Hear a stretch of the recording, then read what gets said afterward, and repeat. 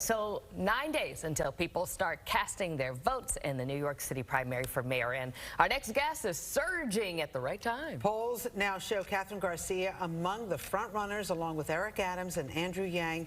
And that made for some fireworks last night at the debate. Kathryn Garcia joining us this morning. Nice to have you back on Good Day. I'm thrilled to be here, and Lori will be so sad that you're not in the morning show anymore. I know I am, but I will see you on the 6 o'clock news, I'm sure. Yes. All right, let's get down to... And in the end with you. Yes. Let's get down to business, because as you are surging in the polls and a lot of criticism now coming at you from all sides, including that, you know, you worked in the de Blasio administration, and that maybe you're too close to Mayor de Blasio because nobody wants to see another 4 years. Oh, and I just reject that. I know the voters, and the voters know me. They know my work. They know that I delivered, whether or not that was collecting garbage or plowing snow or delivering food.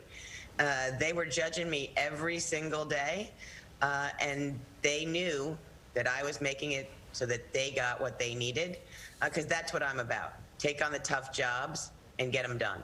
So there are new accusations this morning in the papers that you did not pay or help women get equal work and equal pay when you were sanitation commissioner. They said you did nothing. Is that true?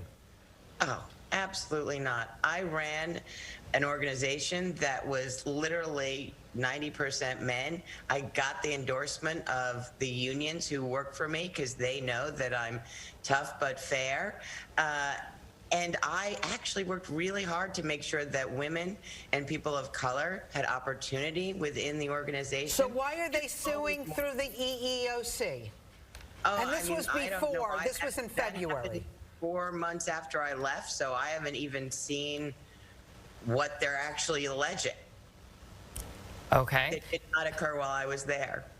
All right, a lot of people also are wondering, and I think some of your other foes last night were questioning why you would take off in the middle of a pandemic. You had just been appointed by de Blasio to be the food insecurity czar to so many people who were struggling, and it seemed as if you just all of a sudden vacated.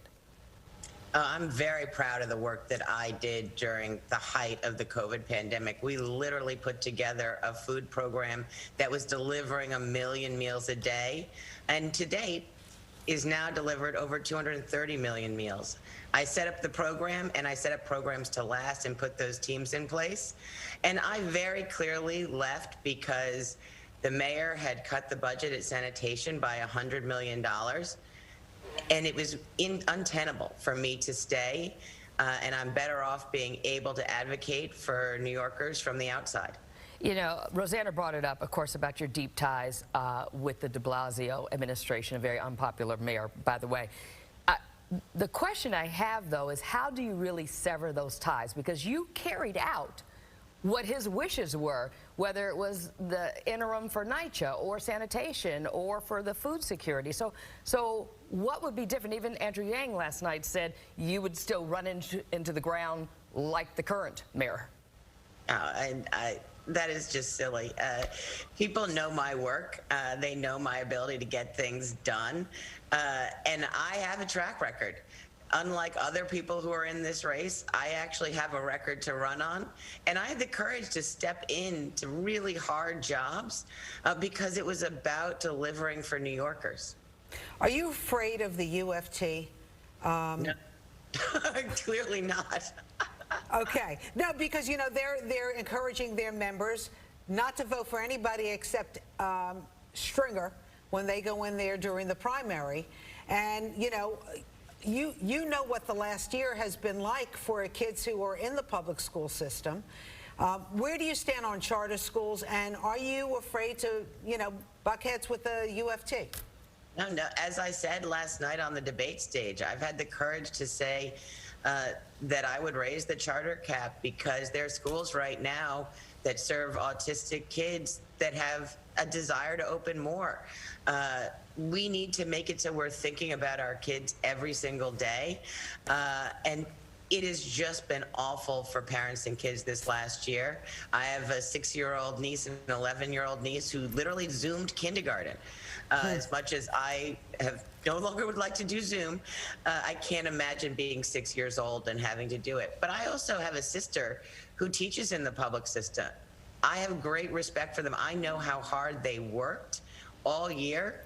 But this was just mismanagement from the top, and so I have no problem saying all of my policies are going to be about how do we make it so kids are getting what they need. All right, so let's talk quickly about crime, which is a big problem in New York. As you know, it is surging. You are not for defunding police. I guess you want to see more money go to social workers. We lost $1 billion with Thrive. You worked for the de Blasio administration. Do you have any idea where that $1 billion went? Oh, I do not have any idea where the $1 billion went. But we need to make sure that we are attacking crime right now. We are going from a pandemic to an epidemic of gun violence. That means funding the gun suppression unit that does the real hard investigative work. That means doing a gun buyback program. That also means for where we're dealing with subway crime, which has been committed by people who are struggling with mental illness, that we get those folks the services they need so that we are preventing the crime of them acting aggressively. And we've seen some horrible, particularly anti-Asian hate crimes from people who are mentally ill. I'm just curious, since you don't know where any of it, does it bother you that none of us know where the Thrive money went? Does it bother you?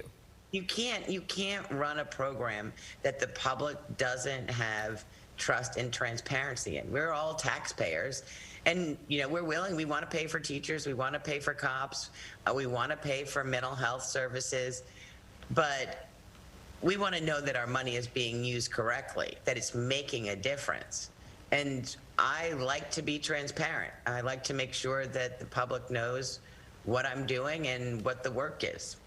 All right. Well, thank you so much. Democratic mayoral candidate Kathryn Garcia. Always good to have you back on Good Day New York, and we'll talk to you soon. Thank you. Great to see you. Good to see you.